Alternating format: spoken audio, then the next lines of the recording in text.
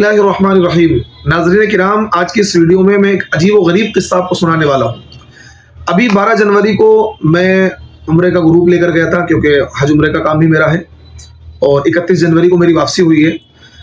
तो Saudi airlines से जब हम इंडियन एयरपोर्ट से आगे बढ़े और जद्दा एयरपोर्ट से पहले मीकात आने वाली होती है, तो कुछ लोग एहराम एयरपोर्ट पर ही बांध देते हैं और कुछ लोग एहराम फ्लाइट के अंदर बांध देते हैं, क्योंकि सऊदी एयरलाइंस के अंदर ये फैसिलिटी है कि वहाँ उसके अंदर मस्जिद भी है और आसानी के साथ ही काम हो जाता है। और फिर वो मीकात के आने से पहले जो यलमलम है, जो हमारी मीकात है इंडिया वालों की, उससे पहले वो ऐलान भी कर देते हैं कि मीकात आने वाली है, अपना एहराम वगैरह बांध ले।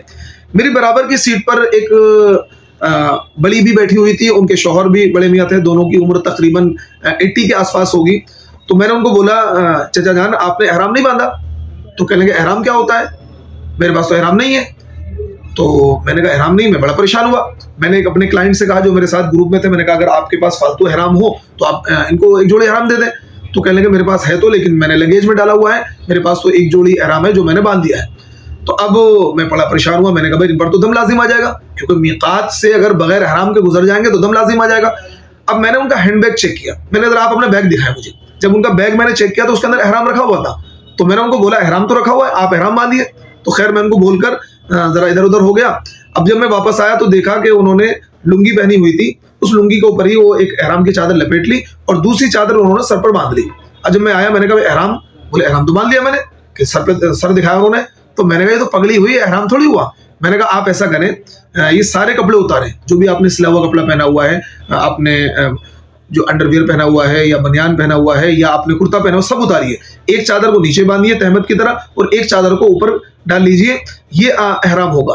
खैर उन्होंने ऐसा कर लिया। उसके बाद उन्होंने एक रुमाल उनके पास था, फिर उन्होंने सर पे बांध लिया। मैंने कहा नहीं, हालत एहराम में सर को खुला रखना है।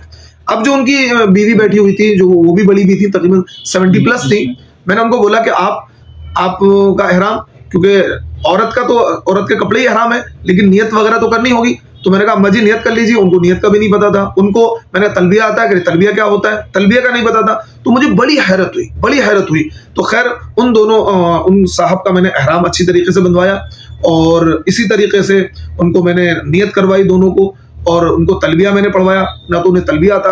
तो इतना मुझे अफसोस हुआ।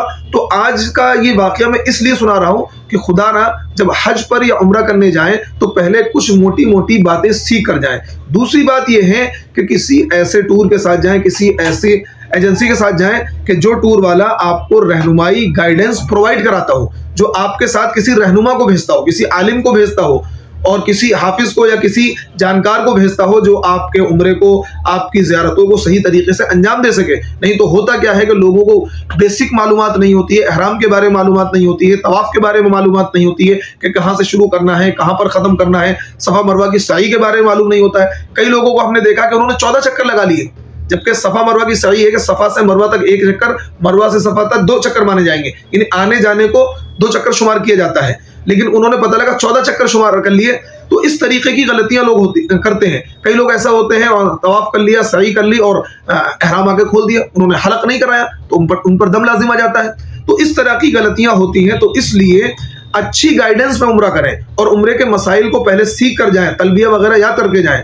और अगर आप ये चाहते हैं कि आप अच्छी रहनुमाई के साथ उम्रा करें तो हमारा अल खैर ट्रेवल्स इस खिदमत के लिए तैयार है। अल्हम्दुलिल्लाह ग्रुप के साथ या तो मैं खुद जाता हूँ, या मेरे बड़े भाई कारी साहब हैं उनको भेजता हूँ, या एक छोटा भाई है वही अच्छी खासी मालूमात रखता है उसको भेजता हूँ। यानी हमारे हर ग्रुप में आपको अच्छी गाइडेंस मिलेगी, अच्छी रहनुमाई मिलेगी, जो आपका उम्रा सही तरीके से अदा करवाया जाएगा। आपको जो मुकद्दस मकामात हैं, ताइफ, देखिए हम हर अपने ग्रुप में ताइफ की भी ज़ियारत करवाते हैं, बदर की भी ज़ियारत करवाते हैं, और जी ग़ज़वा उहुद की भी और ग़ज़वा खंदक की भी, और मस्जिद क़ुबा, मस्जिद क़िबलतैन, और इसी तरीके से मस्जिद राया, मस्जिद जिन, जन्नतुल, बहुत सारी ज़ियारत हम लोगों को कराते हैं अल्हम्दुलिल्लाह, और गाइडेंस में कराते हैं। हर जगह जहाँ जहाँ आपको लेकर जाया जाएगा वहाँ की तारीख आपको बताई जाएगी। ताइफ लेकर जाएंगे तो ताइफ की आपको तारीख बताएंगे, बदर लेकर जाएंगे तो बदर की आपको तारीख बताएंगे, उहुद लेकर जाएंगे तो उहुद की आपको तारीख बताएंगे, खंदक लेकर जाएंगे तो खंदक की तारीख आपको बताएंगे, गारे हिरा लेकर जाएंगे तो गारे हिरा की तारीख बताएंगे। तो इस तरीके से अच्छी गाइडेंस में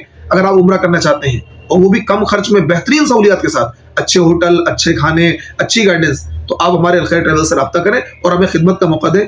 इंशाअल्लाह आपकी तबीयत खुश हो जाएगी और अच्छी तरीके से आप उम्रा करके सादत के साथ इंशाअल्लाह लौटेंगे। अस्सलाम वालेकुम व रहमतुल्लाहि व बरकातुहू।